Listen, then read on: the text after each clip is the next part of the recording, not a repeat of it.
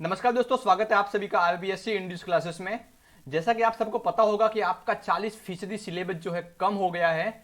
इस वीडियो में मैं आपको बताऊंगा कि सामाजिक विज्ञान सोशल साइंस का कक्षा 10वीं के सिलेबस में क्या क्या कम किया गया है, और ये इस वीडियो में आपको बताने वाला हूं। मैं आपको इस वीडियो में आपको ये पीडीएफ दिखा रहा हूं। इस पीडीएफ में जहां जहां आपको क्रॉस का निशान दिखे वो हिस्सा कट कर दिया गया है, वो हिस्सा आपको नहीं पढ़ना है, ये आप समझ लीजिएगा। सबसे पहला अध्याय है स्वर्णिम भारत। इसमें देखिए महाजनपद काल काट दिया गया है, ये आपको नहीं पढ़ना है। इसके बाद जो राजस्थान के प्रमुख जनपद है ये भी काट दिया गया है, ये भी आपको नहीं पढ़ना है। इसके बाद हम आगे चलते हैं, आगे देखते देखिए ये सुगवंश, सातवाहन वंश, ये सब काट दिया गया है। आगे चलते हैं,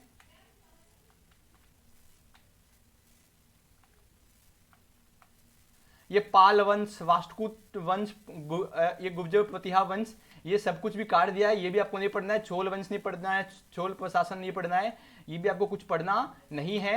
ये यहाँ पे चोल वंश की कला, चोल वंश का समाज कैसा था, ये यहाँ पे आपको ऐसा कुछ पढ़ना नहीं है। पल्लव वंश के बारे में भी आपको नहीं पढ़ना है। और जो बाह्य आक्रमण हुए चालुक्य वंश के, और उसके बाद चक, हुण, कुषाण के जो बाह्य आक्रमण हुए, ये भी आपको नहीं पढ़ना है।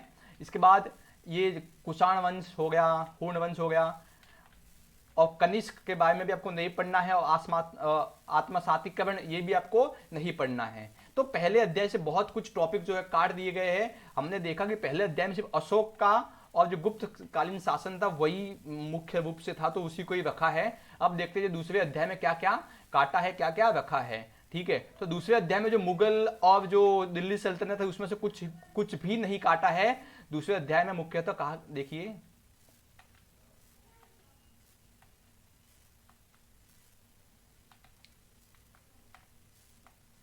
देखिए विजयनगर में ब्राह्मणी साम्राज्य, ये आपका जो टॉपिक है ये काट दिया गया है, आप देख सकते हो यहाँ पे। इसके बाद जो सिख धर्म का जो प्रादुर्भाव एवं विकास है वो भी काट दिया गया है, ये भी आपको टॉपिक नहीं पढ़ना है। इसकी जो पीडीएफ है मैं आपको नीचे डिस्क्रिप्शन में दे दूंगा, आप उस पीडीएफ को, ये सेम टू सेम पीडीएफ आपको मिल जाएगी नीचे डिस्क्रिप्शन में। जाके आप डायरेक्ट अपनी बुक खोल लीजिए और टिक लगा लीजिए।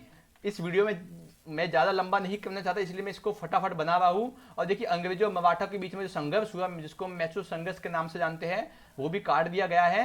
ठीक है, और द्वितीय आंग्ल सिख एवं पंजाब के अंग्रेजी शासन में विलय, ये भी सब कुछ काट दिया गया है। लेकिन हाँ, 1857 के स्वतंत्रता संघर्ष है, इसको एज इट इज रखा, इसमें कुछ भी कम नहीं किया गया है। फिर क्रांतिकारी संगठनों का स्वतंत्रता संघर्ष में योगदान, ये भी काट दिया गया है। महाराष्ट्र का क्रांतिवीर आंदोलन, ये भी काट दिया गया है। देखिए ये सब जो है काट दिया गया है। इसके बाद ये बंगाल में क्रांतिकारी आंदोलन जो हुआ, ये भी काट दिया गया है। जो ये राजनीतिक आंदोलन 1857 से लेकर 1919 तक, ये एज इट इज रखा है, इसमें कुछ भी फेरबदल नहीं किया है। अब हम चलते तीसरे अध्याय पे, विश्व का इतिहास। ये चौथा अध्याय है, विश्व का इतिहास, इस पे चलते हैं। इसमें देखिए यूरोप में राष्ट्रवाद का उदय जो है वो काट दिया गया पूरा सिलेबस। जो ये औद्योगिक क्रांति बहुत महत्वपूर्ण टॉपिक है, बहुत इंपॉर्टेंट टॉपिक है, तो उसको एज इट इज रखा है। ठीक है, और ये औद्योगिक क्रांति में से आपके एग्जाम में 100% जो है क्वेश्चन आते हैं, तो इसको आप ध्यान से पढ़िएगा।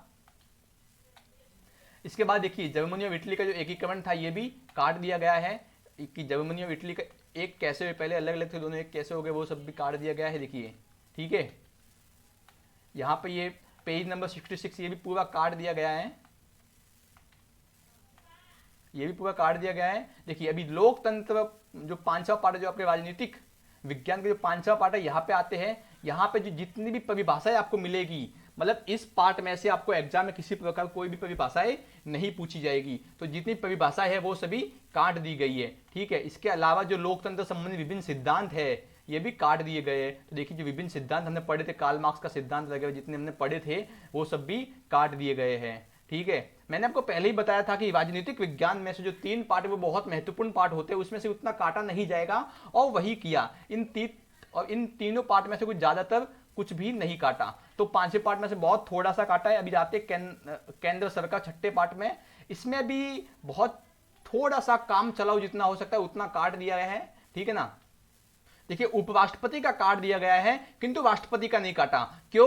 क्योंकि जैसा राष्ट्रपति का होता है सेम टू सेम वैसा उपराष्ट्रपति का भी होता है, इसीलिए उपराष्ट्रपति का काट दिया गया है, राष्ट्रपति का नहीं काटा। अगर आप राष्ट्रपति को पढ़ेंगे तो आपको उपराष्ट्रपति भी ठीक से समझ में ही आ ही जाएगा। यहाँ पे जो मंत्री परिषद है, जो काउंसिल ऑफ मिनिस्टर है, वो भी पूरा काट दिया गया है, ठीक है ना।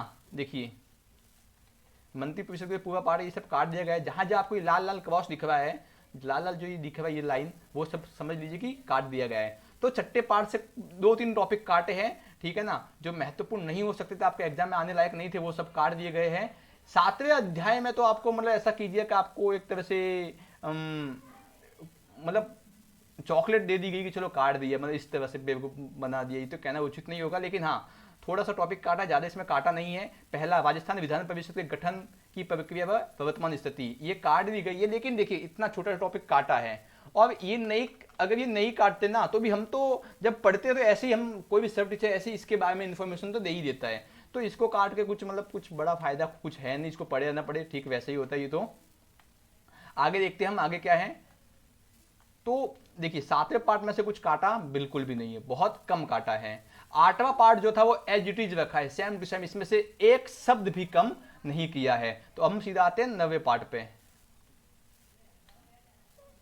9वें अध्याय पे आके देखते हैं क्या क्या कम किया है। देखिए 9वां अध्याय है भारतीय कृषि, इसमें क्या क्या काटा देख लीजिए आप।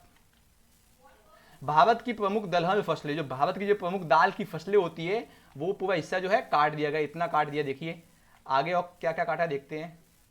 भारतीय अर्थव्यवस्था में कृषि का योगदान, मतलब जो कृषि है वो भारत की अर्थव्यवस्था में किस प्रकार से योगदान करती है, ये हिस्सा भी काट दिया गया है। देखिए यहाँ पे, ठीक है, ये छोटा सा हिस्सा, इसमें से भी बहुत कम हिस्सा काटा है, लेकिन हाँ आपको जितना 40% सिलेबस कम करना था वो तो कम कर ही दिया गया है, ठीक है। अभी आते हैं अगले अध्याय पे, अध्याय 10 पे। देखिए इसमें क्या काटा है, भारत के प्रमुख खनिज, ये पूरा हिस्सा काट दिया गया है। इसके बाद यही सब जो भारत के प्रमुख खनिज की ये सब हिस्से, ये उसमें से बातें हैं, ठीक है। आगे चलते हैं हम। हाँ अभी देखिए अध्याय 11 विनिर्माण उद्योग। इस विनिर्माण उद्योग में क्या काटा, देखिए भारत में आधुनिक उद्योगों का आरंभ, ये पूरा हिस्सा काट दिया गया है। ये देखिए इस अध्याय में से बहुत कुछ काटा है, ठीक है ना, ये मतलब बहुत ज्यादा इस अध्याय से काट दिया है, लेकिन चलो अच्छा ही, हमको पढ़ने में कम आसानी होगी, ठीक है ना। यहाँ पे जो औद्योगिक प्रदूषण है ये हिस्सा रखा है, और ये हिस्सा बहुत सिंपल भी, औद्योगिक प्रदूषण कैसे फैलता है, क्या क्या कारण है, किस प्रकार से क्या क्या नुकसान होते हैं, ये सब है। ये तो आप मतलब बहुत ही आसानी से समझ जाएंगे पढ़ेंगे तो, ठीक है ना। तो बस इसी इसमें एक ही हिस्सा रखा है औद्योगिक प्रदूषण के बारे में, इसमें बाकी सब काट दिया गया है पूरा। देखिए यहाँ पे ये मैंने जो पीडीएफ डाउनलोड की थी, यहाँ पे ये विनिर्माण उद्योग का जो पार्ट है ये 2 बार हो गया है, तो आप समझ लीजिएगा, ठीक है। अभी आते हैं 12वें अध्याय पे, 12वें अध्याय पे 12वें पार्ट पे। इसमें से क्या क्या काटा है, मानव संसाधन, 12वां अध्याय कौन सा है, मानव संसाधन में से क्या क्या कम किया है, तो देखते हैं।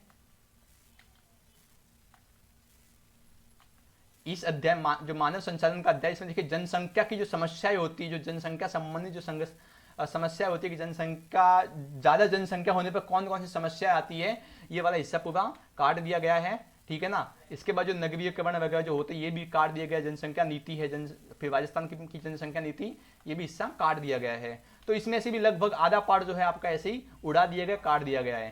13वां अध्याय जो है परिवहन एवं संचार, इसमें देखिए पूरा ये पेज नंबर 150 पूरा काट दिया गया है, ये पेज भी काट दिया गया है, ये पेज भी पूरा काट दिया गया है, ये पेज भी पूरा काट दिया गया है, ये पेज भी पूरा काट दिया गया है, ये पेज भी पूरा काट दिया गया है। बचा क्या भाई, आगे देखते हैं। ये पेज भी पूरा काट दिया गया है, ये पेज भी पूरा काट दिया गया है, ये पेज भी काट दिया गया पूरा।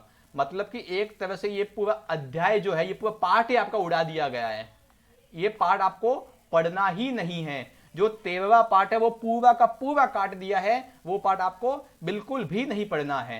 अब देखते हैं 14वां अध्याय आर्थिक अवधारणा एवं नियोजन। इसमें जो राष्ट्रीय आय का जो सामान्य परिचय होता है वो काट दिया गया है, लेकिन जो राष्ट्रीय आय है ये मुझे लगता है आपको काटना नहीं चाहिए था इनको, क्योंकि ये बहुत एक महत्वपूर्ण टॉपिक होता है। भले ही आप 10वीं में पढ़ो, लेकिन आपको आगे जाके ये पढ़ना ही पड़ेगा।